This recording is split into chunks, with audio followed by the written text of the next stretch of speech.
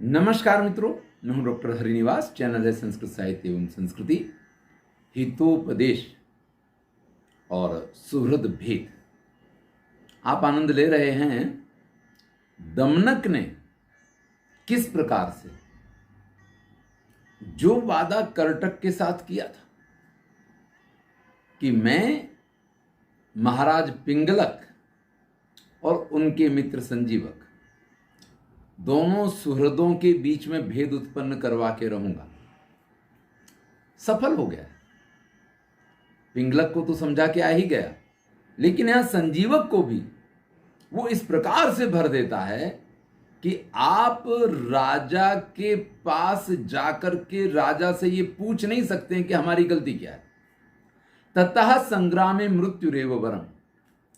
अब तो पिंगलक के पास जाके पिंगलक से कोई सलाह, कोई मशवरा, कोई बात नहीं, बिल्कुल नहीं। इदानीम तद आज्ञावर्तनम अयुक्तम। इस समय उनकी आज्ञा का पालन करना अयोग्य रहेगा, या उनकी आज्ञाओं के लिए उनके पास जाना भी अयोग्य रहेगा। संग्रामे मृत्युरेव वरम। संग्राम भूमि में मृत्यु का वर्ण करना ही श्रेष्ठ है।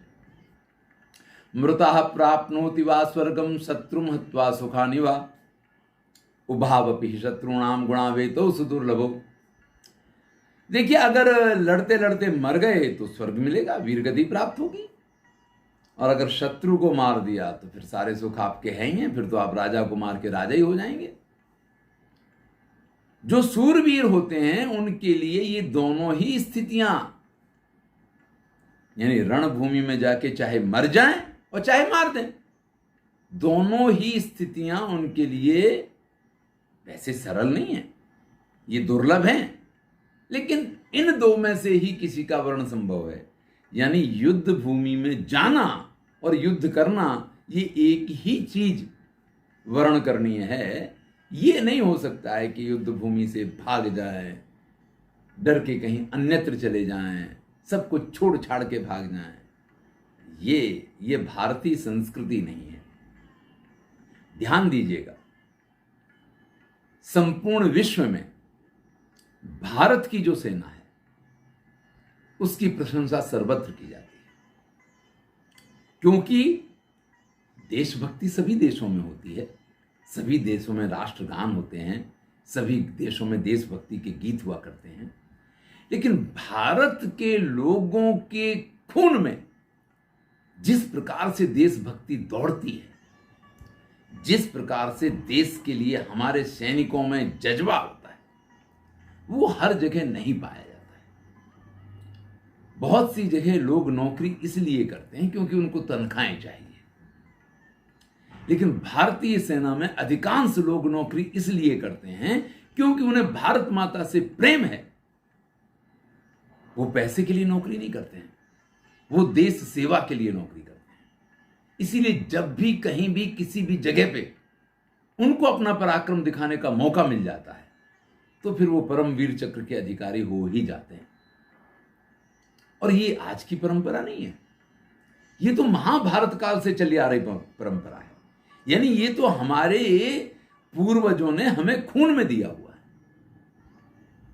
आप महाभारत के युद्ध की याद कीजिए, देखिए हमारी प्लेलिस्ट है महाभारत, उसमें जाइए।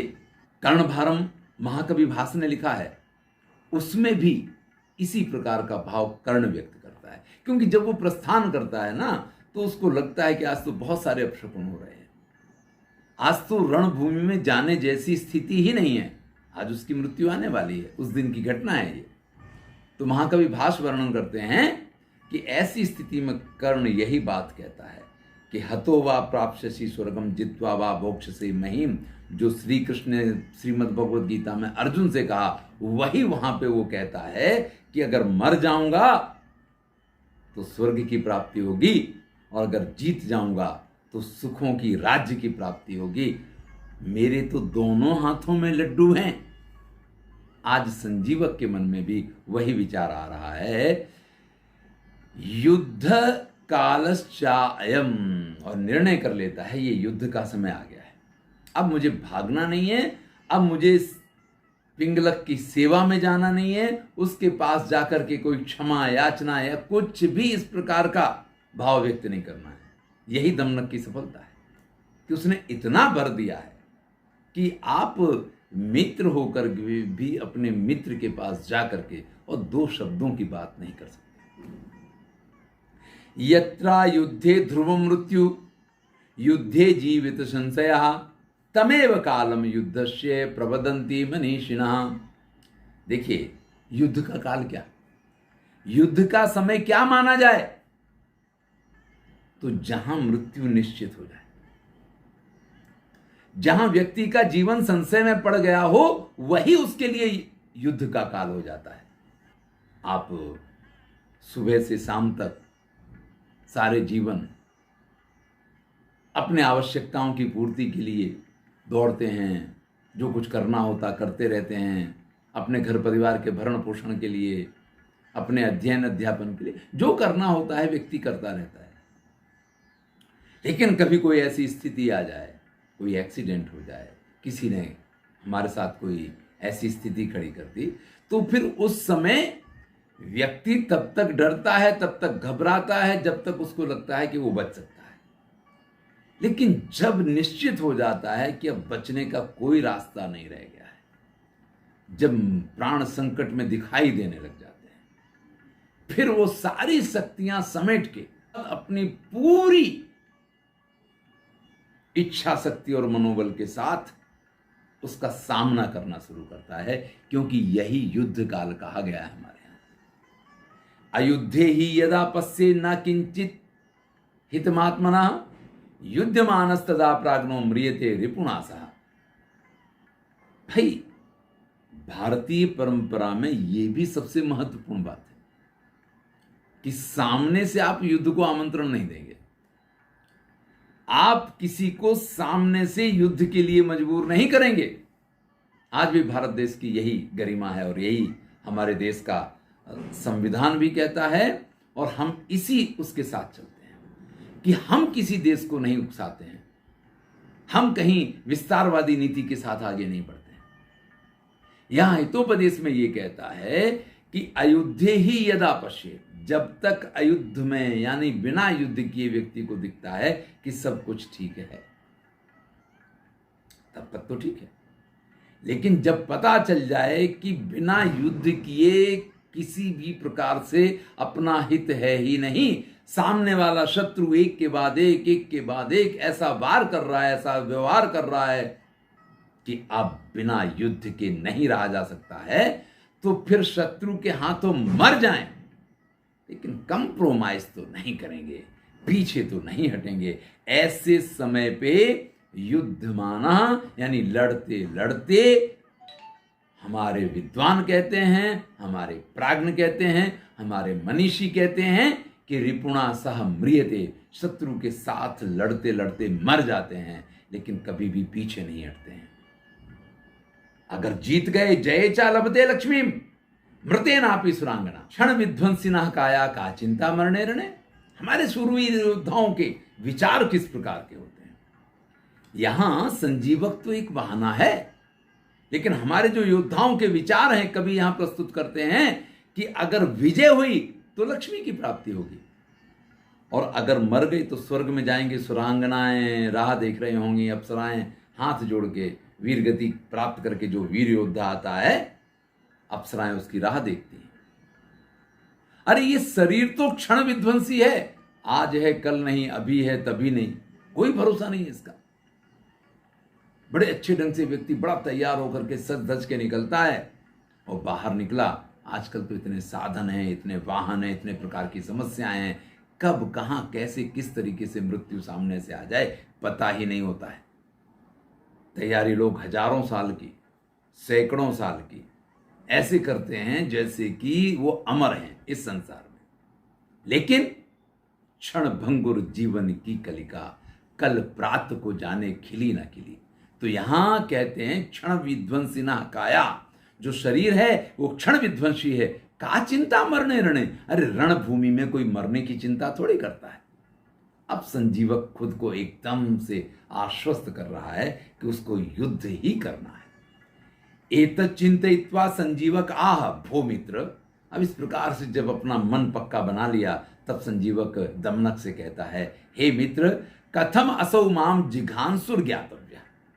आप कह रहे हो कि वो मुझे मारना चाहता है, वो मुझे मार करके अपने परिवार को एक अच्छी सी पार्टी देना चाहता है, लेकिन मैं कैसे इस बात को समझूं कि वो मेरे ऊपर आक्रमण करने के लिए तैयार है या वो मुझे मार ही देना चाहता है। भाई मेरा मित्र है, अभी सुबह तो जब हम एक दूसरे से अलग हुए तब तक तो ऐसी कोई बात मेरी समझ में आई नहीं, तो मैं कैसे समझूंगा इस बात को कि वो मुझे मारना चाहता है। दमन को गुरुते तब दमनक कहता है, यदासौ पिंगलकः समुन्नत लांगुलः उन्नत चरणो विव्रतास्यस्त्वां पश्यति तदा त्वमेव स्वविक्रम दर्शयिष्यसि। अरे भाई, इसमें जानने जैसा कुछ है ही नहीं। आपने कई बार उसको शिकार करते हुए देखा होगा।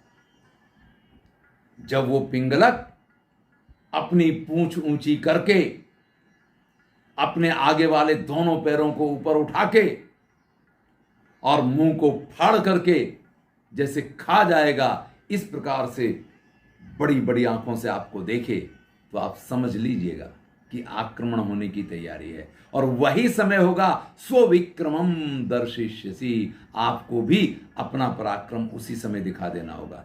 चूक गए तो बात गई। देखिए, अगर आप शक्तिशाली हैं तो आपके पास अवकाश होता है कि सामने वाला कुछ करेगा, फिर भी आप रिकवरी कर लेंगे। लेकिन जब आप कमजोर होते हैं, फिर आप ये रिस्क नहीं ले सकते कि सामने वाले को पहला प्रहार कर लेने दो, फिर जो होगा मैं संभाल लूंगा। ये समझ लीजिए, बलाबलम परिज्ञा है। बल को, शक्ति को समझने के बाद व्यक्ति को व्यवहार करना चाहिए। और अगर युद्ध ही अनिवार्य है और आप कमजोर हैं, आपको पता है, तो पहला प्रहार आपको करना चाहिए। बलवान अपि निस्तेजः कस्य ना विभवास्पदम निशंकम दीयते लोकै पस्य भस्म चये पदम। देखिए, कोई कितना भी बलवान हो, लेकिन अगर वो निस्तेज होता है तो उसका अपमान होना है, होना है और होना है।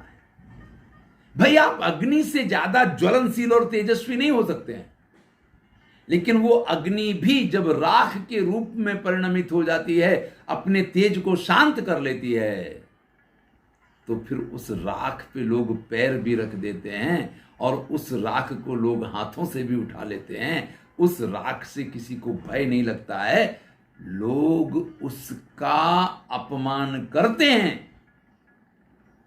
तो भैया, अगर आप तेजस्वी हैं तो जब तक प्रज्वलित रहेंगे, जब तक अपने तेज को बरकरार रखेंगे, जब तक उस अग्नि को प्रदीप्त रखेंगे, तभी तक आपका अपमान नहीं होगा। लेकिन जिस दिन आपका तेज थोड़ा सा भी ठंडा पड़ा, तो शांत अग्नि होते ही राख पे लोग वाग पैर रखने लग जाते हैं। किंतु सर्वम एतम सुगुप्तम अनुष्ठातव्यम। दमनक संजीवक से कह रहा है, ये जो कुछ करोगे सब कुछ गुप्त गुप्त गुप्त रहना चाहिए। नोचेन न त्वम ना हम। और अगर आपने ये बात एक बार भी व्यक्त कर दी तो ना तो आप रहोगे और मैं भी नहीं रहूंगा भैया। इत्युक्त्वा दमनकः कर्टक समीपम गतः। इतना कह के दमनक जो है वो कर्टक के पास पहुंच जाता है। कर्टकेन उक्तम किम निष्पन्नम। अब कर्टक ने पूछा, भैया क्या किया? तो दमनक कहता है, निष्पन्नो असौ अन्योन्य भेदा। अरे, मैंने दोनों के मन में एक दूसरे के प्रति भेद उत्पन्न कर दिया है। कर्टको बोलते कोत्र संदेह। भाई, इसमें संदेह का तो कोई कारण है ही नहीं। आप तो जो काम हाथ में लेते हो ना, वो पूरा करके ही मानते हो। बंधु को नाम दुष्टानाम कुप्यते को न याचितः को न द्रुप्यति वित्तेने कुकृत्ये को न पंडितः। बहुत सुंदर श्लोक प्रस्तुत करते हैं कि भाई, जो दुष्ट लोग होते हैं ना, उनका सगा कौन? वो किसी को अपना सगा नहीं मानते हैं। दुष्टों की कहानी तो ये है कि जरूरत पड़ने पे अपने पत्नी और अपने बच्चों के भी वो सगे नहीं होते। और मांगने पे गुस्सा ना आए, ऐसा हो नहीं सकता है। कोई मांगने आ जाए तो जिससे मांगा जाता है उसको बड़ा क्रोध आता है। पैसा आ जाए तो कौन ऐसा है जिसको अभिमान नहीं आता है? यानी संपत्ति पाकर के सबके मन में अभिमान आ जाता है। और गलत काम करने में तो सभी पंडित होते हैं। अच्छा काम करने के लिए आपको संस्कार लेने पड़ते हैं, आपको सीखना पड़ता है, माता पिता की दी हुई शिक्षा को, गुरुओं के द्वारा दी गई शिक्षा को याद रखना पड़ता है, तब आप अच्छे काम कर पाते हैं। लेकिन बुरे काम करने के लिए आपको कहीं सीखने जाने की जरूरत ही नहीं है, आपको किसी शिक्षा की जरूरत ही नहीं है। इसमें तो सभी पंडित होते हैं। तो आप जैसा, कर्टक दमनक से कहता है, आप जैसा जो है ना, वो कुछ भी कर सकता है। दुर्वृत्तः क्रियते धूर्तैः श्रीमान आत्मविवृद्धये किम नाम खल संसर्गः कुरुते नाश्रयाशवत्। भाई जो धूर्त लोग होते हैं ना, उन्हें गलत काम करने में मजा आता है। लेकिन गलत काम अगर वो करें, पकड़े जाएंगे तो कोई छुड़ाने वाला नहीं होगा। तो ये कोशिश करते हैं कि कुछ ऐसे समझदार, अच्छे, श्रेष्ठ, धनवान लोग अगर उनके साथ उन गलत कामों में जुड़ जाए ना, तो उनको छुड़ाया जाएगा, उनको छोड़ा जाएगा, तो हमें भी छोड़ दिया जाएगा। आज की बात नहीं है, आज भी ये होता है, पहले भी ये होता था। सब कुछ हमेशा से जब आप हितोपदेश पढ़ते हैं ना, तो ऐसा नहीं लगता है कि बहुत पुरानी पुरानी बातें कर रहे हैं। यहां हर बात ऐसी लगती जैसे इसी जमाने की बात है, आज ही के लिए ये सारी चीजें हैं। तो ऐसे धूर्त लोग जो श्रीमान लोग होते हैं, आत्मविवृद्धये, वो अपने कल्याण के लिए ऐसे लोगों को दुर्वृत्ता क्रियते, गलत मार्ग पे ले जाते हैं। धूर्त लोगों की विशेषता होती है कि अपने कार्य की सिद्धि के लिए वो सज्जनों को और श्रीमान लोगों को गलत मार्ग पे ले जाते हैं। इसलिए गलत लोगों का, दुष्ट लोगों का संसर्ग नहीं करना चाहिए, क्योंकि इनका साथ आग का साथ करने जैसा होता है। आप अग्नि को अपने साथ रखिए, बहुत सावधान रहना पड़ेगा। जरा सा चूक गए, सब कुछ खत्म हो जाएगा। ये सभी श्रेष्ठ कार्यों में भी आपके लिए काम देती है। आप यज्ञ कर सकते हैं, आपको विवाह करना है तो आप उसका आश्रय लेकर के फेरे ले सकते हैं। लेकिन ध्यान रखिए, जो बिजली आपको प्रकाश देती है, एसी से ठंडी हवा देती है, पंखे से आपके ऊपर हवा करती रहती है, अगर उसके तार को छू लेंगे तो परिणाम बहुत खराब होंगे। तो दुष्ट लोग जो होते हैं ना, उनका साथ नहीं करना चाहिए, उनसे दूर रहना चाहिए। तब तो दमनकः पिंगलक समीपम गत्वा, अब दमनक कर्टक को समाचार देके पिंगलक के पास पहुंचता है और कहता है, देव समागतोसौ पापाशया, वो आपका पापी संजीवक आ ही रहा है, मुझे पता चल गया है, वो वहां से निकल चुका है। तथा सज्जी भूय स्थियताम, इसलिए आप बिल्कुल तैयार हो जाओ, बड़ा शक्तिशाली है, अगर उसने प्रहार कर दिया आपके ऊपर तो फिर बचना कठिन है।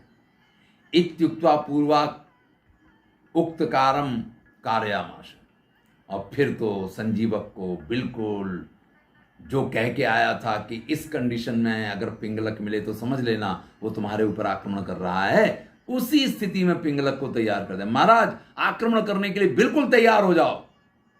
अब आक्रमण की मुद्रा में आया तो वही पूंछ खड़ी, आगे के पंजे ऊंचे, आंखों में क्रोध, उसी प्रकार से आकार करके अब संजीवक वहां से आता है। सोचा तो ये था कि जाऊंगा, एक बार तो मित्र से मिलने का मौका मिल जाएगा, लेकिन जैसे उसने दूर से देखा कि अरे ये तो दमनक ने कहा था बिल्कुल उसी प्रकार से मेरे ऊपर आक्रमण की स्थिति में है, तो संजीवी को अपि आगत्य तथाविधम विकृताकारम सिंहम दृष्ट्वा स्वानुरूपम विक्रमम चकार।